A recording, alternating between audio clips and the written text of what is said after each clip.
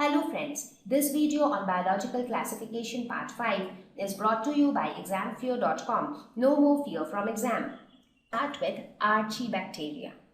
So the name Archaebacteria. Let us first try to understand what the name says. Archae.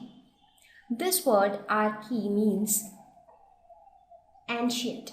You would have heard of archaeology, right? So they are all derived from this word archae. So it means ancient. So Archaebacteria are the ancient bacteria. So we can say they are our ancestors. They are very, very old bacteria which were present in the primitive earth. They have a rigid cell wall. That is one of the very important features of Archaebacteria.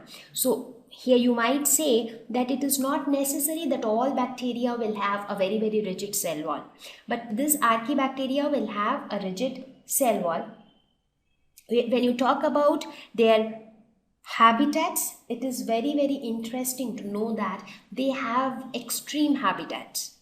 That means they can survive in extreme high temperatures. They can also survive in extreme saline conditions or extremely cold areas. So they can survive in extreme habitats like high salt concentration or very high temperatures or oxygen free marshy areas. That means areas where there is no oxygen.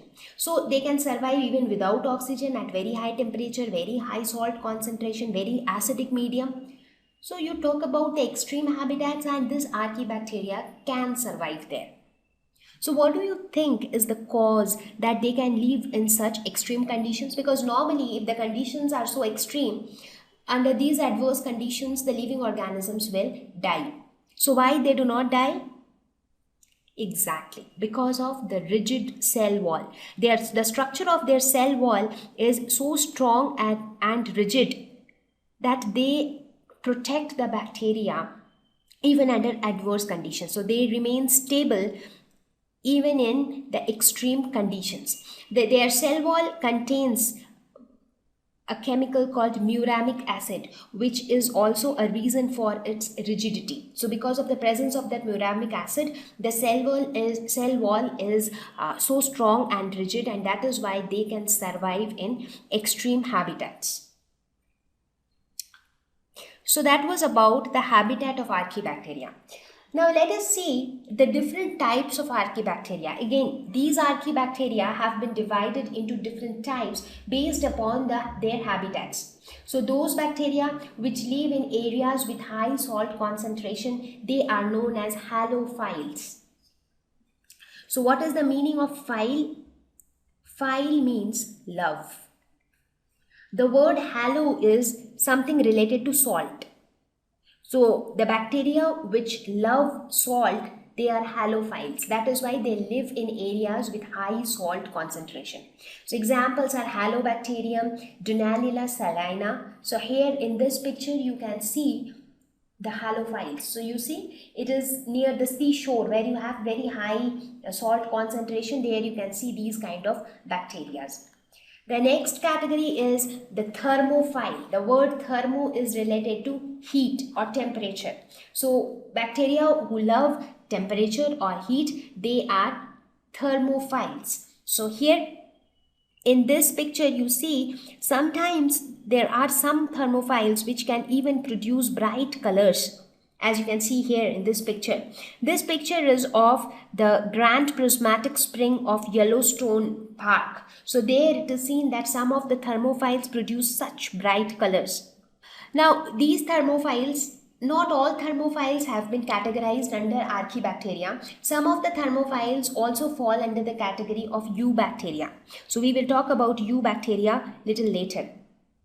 And the third type is those who live in oxygen-free marshy areas. Marshy areas are nothing but the swamp or little moist area. They are known as methanogenes. So these methanogenes, example would be Methanobacterium, Methanococcus, Methanothermus. So here you see somewhere you find this word coccus. Coccus means something which is spherical in shape. So methanogenes which are spherical in shape are Methanococcus. So that is how you can actually relate the structure of a bacteria looking at their names. So here in this picture you can see the methanogens. You might be wondering why the name methanogen. Halophile because they have love for salt, thermophile because they have love for temperature. Why methanogens? Where is methane here that they are named methanogens? Well, these bacteria are responsible for the production of methane. So they help in the production of methane. So do you know where can you find these kind of bacteria? If you look at your day-to-day life, where can you actually see these kind of bacteria? You can actually find them in guts of animals like cows and buffaloes. So we all know that methane or biogas is produced from cow dung. So it is in the cow dung where you can see a lot of methanogens. So these methanogens actually help in the production of biogas or methane gas from cow dung. And that is why their name is methanogens, because they help in the production of methane gas. So some of the examples are Methanobacterium, Methanococcus, Methanothermus. So there are many other methanogens as well. Right? So these are the three types of archaebacteria. Now, before we go ahead with eubacteria, let us quickly review what we studied about archaebacteria. Archae means ancient. So these are the ancient bacteria. They have very strong and rigid cell wall, because of which they can survive in extreme conditions like very high salt concentration or high temperature or oxygen-free areas. Based upon their habitat, they are classified into halophiles, thermophiles, and methanogens. Methanogens help in the production of methane gas from cow dung. Another important point to be noted about archaebacteria is that when I said that since they were the ancient bacteria, that is one thing that I said. The other thing that I said is because of their rigid cell wall, they can survive in extreme conditions.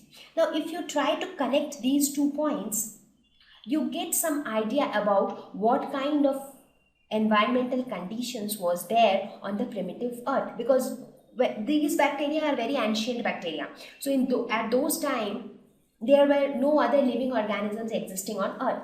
So maybe this is how the environmental condition was there during that time, because of which these bacteria had to adapt to these conditions, because we all know that every living organism adapts to survive, right? So maybe during those early days the temperature used to be very high, or there used to be areas where there were no oxygen, or the salt concentration used to be high, because of which these kind of bacteria started surviving in such extreme conditions. Now let us talk about their nutrition. What kind of food do they take? Some are heterotrophs, many are chemoautotrophs. So most of them, majority, fall under the category of chemoautotroph. That means they prepare their own food with the help of chemicals. What do I mean by chemicals? What are these chemicals which I am talking about? Thank you. Please visit www.examfear.com to watch more videos, attempt free online test, get free study material, find tutors and mentors. Thank you once again.